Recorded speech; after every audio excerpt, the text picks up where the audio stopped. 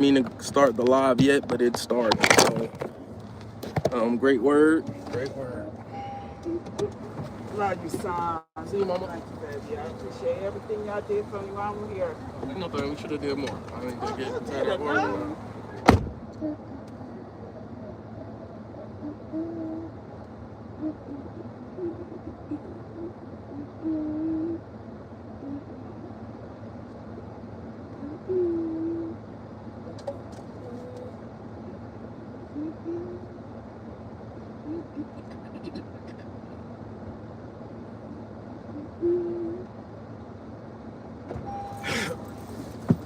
Shout out to all my church peoples, man.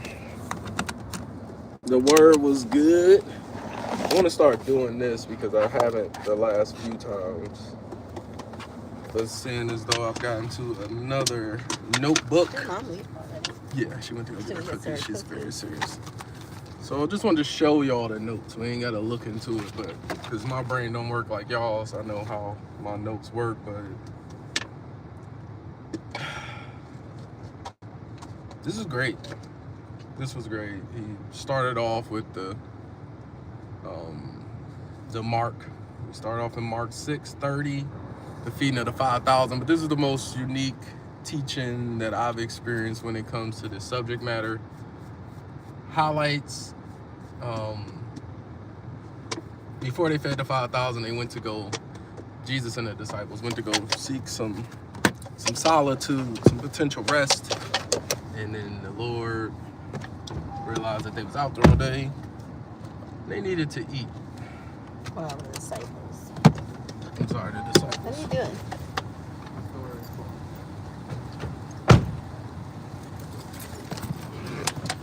So Christ, basically, it was showing the difference between Christ, how he would do things, and how the disciples was trying to do things, and how he was pretty much trying to show or pass the torch to the disciples to do the things that he loved. And the disciples saw the crowds of people as a potential obstacle that was outside of their means to feed. They had been spending a lot of time with the disciples. The people saw the Lord and the disciples try to go get some solitude, and they rushed over there. But long story short, the Lord had compassion on the people and he wanted to feed them. So his charge was, he told the disciples, feed them. But the disciples didn't really have nothing to really feed them in their minds. But it was a great word because the topic was your Miles, please peace. don't do that.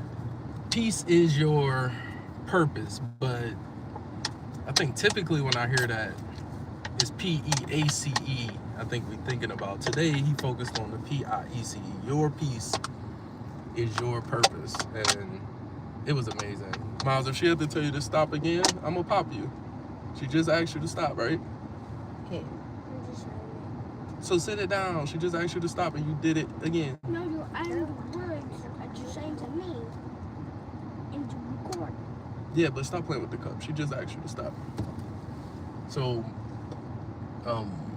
I forgot my train of thought. So Christ was calling them to, do what they needed. And long story short, the minister highlighted the visuals that was going on, the breaking of the bread and some different things theology-wise, what they was really getting at. And it was a really encouraging message for everyone in terms of like whatever you're doing, that's your peace, like that's your purpose. Dig into it, and this is ultimately what God would have you do. Some people are at Burger King right now. Some people are at Burger King right now. I'm guessing you're hungry. Miles, do you want to talk about church? Still too hungry. You're too hungry? Alright. Alright, the missus, do you want to get into something? I thought it was a really, really good message. I like the way he broke it down and just talked about, so like you said, it is taking the message of Jesus and the... Can I jump in real quick? I'm sorry. I just asked you to start. But I was salty because, and he even hinted on this, I love Pastor Greg. But he wouldn't near today. So when he immediately comes out, I done attended lots of churches, sermons. When he comes out with the Mark 6, I'm like, oh, we about to get a generic Jesus feed the 5 loaves type message. So, just honestly speaking, I was like, oh. So I wasn't negative going in, but I was bummed that the minister I was kind was of going to see. wondering. I'll say I was wondering what he was gonna do too, because I was like, oh, Pastor Greg talked about this not too long ago. Does he know that we already heard this, or did he tell Pastor what we talk about? Like, did he let Pastor know what he was gonna talk about beforehand? Yeah. But it was definitely good. It was definitely different. So. And I gave him a chance, though. I wasn't full skeptic, but I was like, I was wondering what was going on. I'm not going to front. Tremendous message. Go check it out. It's playing right now, and there might be another one at 12:30.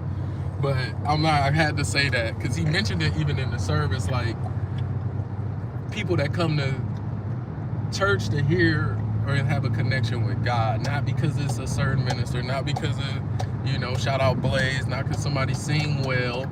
And I do know to check myself with it. Me and the missus both checked ourselves because we do love hearing Pastor Greg speak, but we always get a people. We don't like it when there's a surprise. We don't pastor. like surprise guest pastor. But we need to know ahead of time.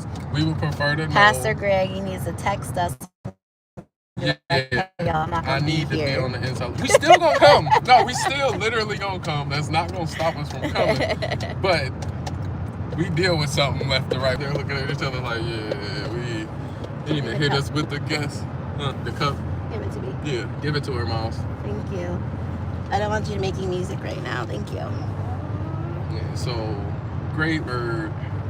And all right, now, no more interjections with the message. You get into it, baby, because you had some good points. Okay, well, they aren't his points, but I'm just sharing. So, he talked about, again, Jesus and his disciples, the feeding of the 5,000 with the 2 loaves of bread, 5 fish, and the focus was really on like you talked about earlier, that God calls us, he gives us each kind of our own blessing, our own thing that we can do, but it's not just for ourselves, it's to share with others.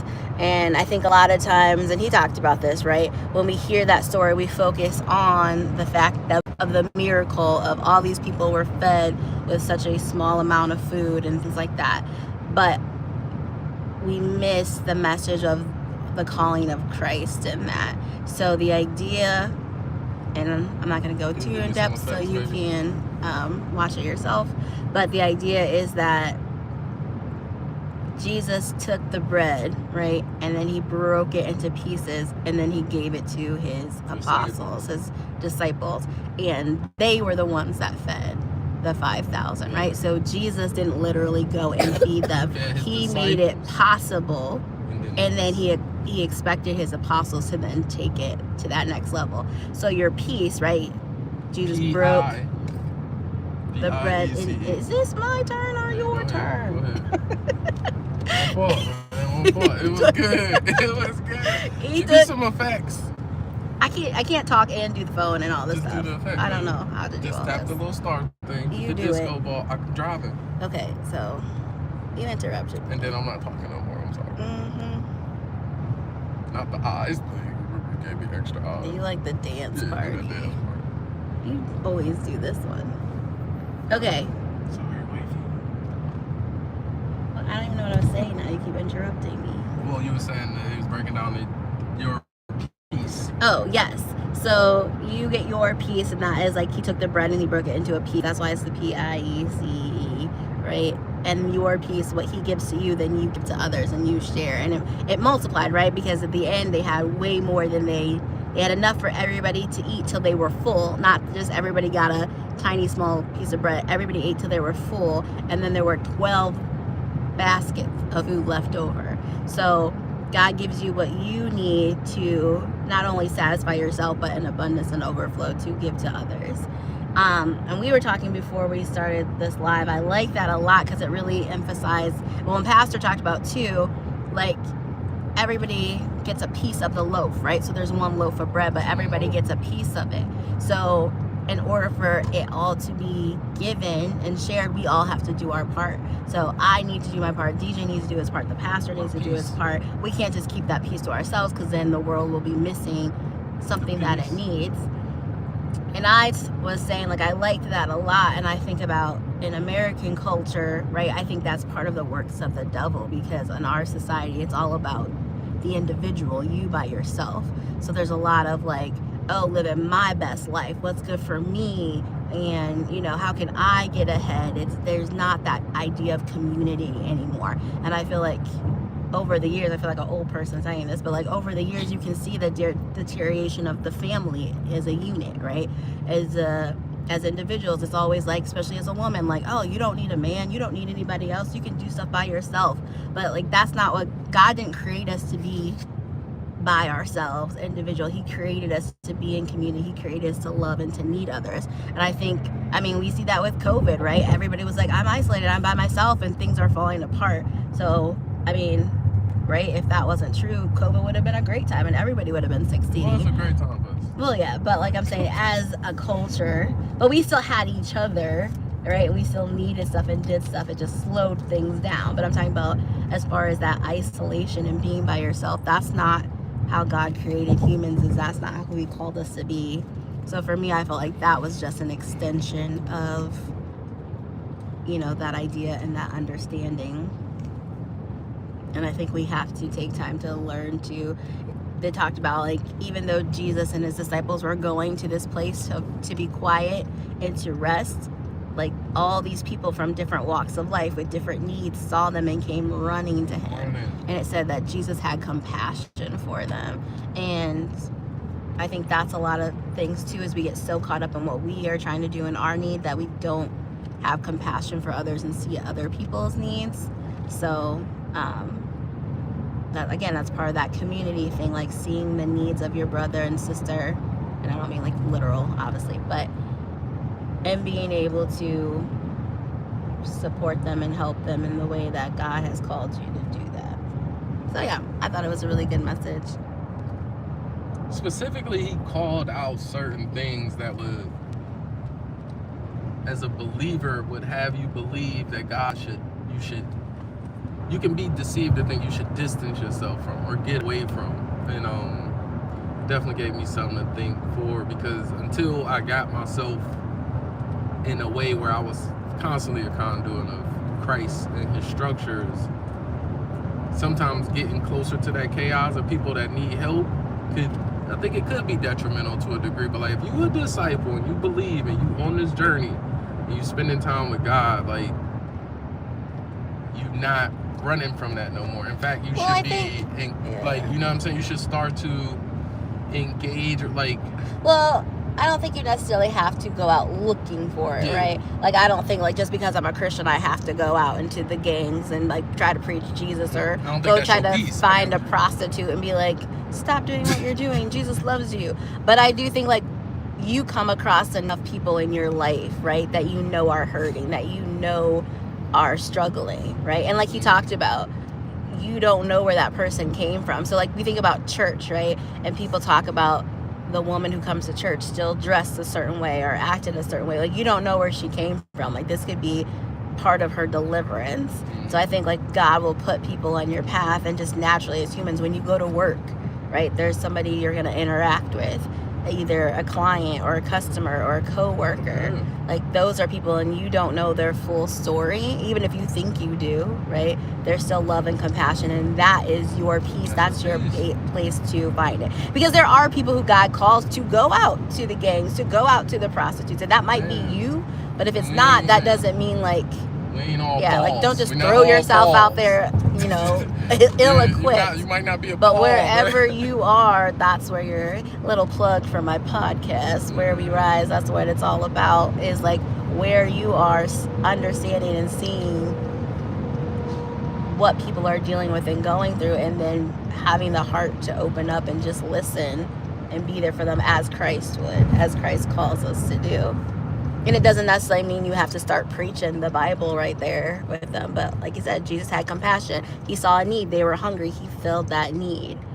And I like how the pastor talks about we're living in a generation of people who are hungry for something. And a lot of times we try to fill our hunger in inappropriate ways. Like he talked about when he was younger, he was searching for a need. He had a need that needed to be filled. So he started drinking and smoking marijuana at a young age because he was looking for something. So a lot of times we have a legitimate need that needs to be filled, but we fill it in incorrect ways. And I think that's what we see a lot in just culture in the world, is people looking for something and what they find, it might seem great, it might seem like it filled them, but it truly has not, because you need Jesus. Shout out to the Lord, man. Praise and worship was amazing. The missus did cut me off before she went into that, even though y'all saw her sass at me about it was her turn. It's all good though. Mine was more of a conversational interjection, where yours was just like too much talking. It was throwing me off. Okay, y'all see the difference, right? You see my peace? You know what I'm saying? I'm just working my peace. Whatever. The Lord sent me an amazing woman. I'm just working my peace, man. She's a blessing. She blesses so many people by being an example. She is. He did shout out the teachers. So shout out Minister Mike Young, man. I gotta give a shout out, and I've been meaning to do this the last few weeks. Praise and worship was amazing. I love. Yeah, last week was on point too. I gotta check. What was I watched something. The black minister who been going mad viral. Wifey was talking about him. Oh, Michael Philip Peters. Yeah. Or something. But he was at a church conference, and him no. I think me and you, well, we speak the same language, so I do what you do. He's got 3 names. Y'all probably don't know, but I get. I think it's Michael Philip something. Name feels familiar, but y'all know what I'm talking about. The black dude, deep voice. He sound like he could be yells at you. Leonidas from Sparta, but he do it for Christ. I like Yeah. dog. I like him. These people parked all crazy with the shenanigans. But he was at a ministers conference, and he was calling out, like, this was a conference of ministers, and he said people was worshiping, but like with their arms folded. So that really encouraged me to, like, because sometimes I may get self-conscious when I'm praising, but that ain't what it's about. So I feel like I had a really good praise session, man. Like, and then he anchored it in, not the jump churches, but he anchored it in God don't need your praise. Huh? You said what? Oh, so he's enough room. Yeah, you should have enough room. God, Dad, yes, Mom. there's a space behind them you could use to on your picture. Yeah, there's a space over there. Oh, I didn't see it. But yeah, the praise ain't for God. His throne is surrounded by praise. A lot of the praise is for us, because when we praise, you can't be upset. You can't be negative. So God, knowing our design and how he designed us, praise is very, very, very, very, very healthy. But he was saying like he went into the Psalms, like God says it. So like if I'm gonna be praising and worshiping, if I'm not gonna lift my hands to the Lord, do I, like the Bible say, the people that love him do these things. So fully corrected my code of conduct to do what the word says. So I was encouraged to get outside of my normal self in terms of how I worship, and you can't really care about what people think. And I do think it was interesting today that, because I decided this before this church service, but there was other more bolder worshipers today. So I appreciate God for the encouragement. People were feeling it today. There's a lot of praise and worship. Really a lot appreciate the encouragement standing from God. up. Because I was praying about it, and I was like, why do? Because sometimes I'll be in my head like, I don't want to, I don't want to discourage somebody next to you, So I was thinking too much about that. Like, I can't care. Like, I'm too blessed. Life is amazing. Life is great. You gonna see some bold praise from me. I can't turn down, man. It's the people is thirsty. Why do you think you would discourage the person next to you? Because when I was younger in my walk, I couldn't understand why people was behaving the way they was behaving. I come from a Baptist culture though, so people might be running up and down aisles and different things like that. But that's pretty much the essence of why I would, I don't mind praising, clapping. I don't dance, but I will try to move around during praise and worship. Stop. 'Cause I'm not good at it. See, my piece. What? I was agreeing with you. But no, I really like the word. Yeah, I got no complaint. And life is really, really good. And there's so much benefits in praise. And Now, why do you have to say I really like the word 100 times? I think this is getting too long. The missus and the son, oh, they getting hungry. Y'all know how this go every week. They getting hungry, so I can't look. My phone stand has retired. My phone stand has given me the phone. So I can't trip. But yeah, I really enjoyed the word. I hope everybody's doing good. Go check out the service. Shout out to Dr. Dingle. That's not a comb, that's a pick. It's a pick that's in my head. Go check out that service, yo. Some great word. Great word. Shout out Pepsi, man. That's a different name. But in case y'all didn't go check out that, your peace is your purpose, yo. And everybody, especially these people that's teachers, coaches, like, you have profound impact on your neighborhood and community.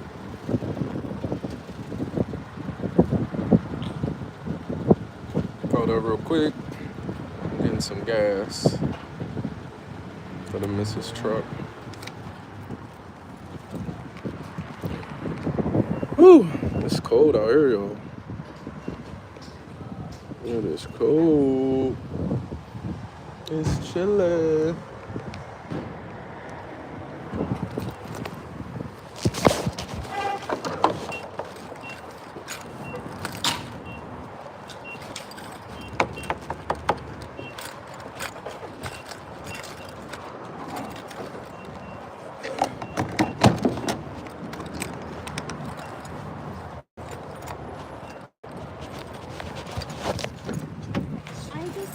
But sorry, y'all. The word was good.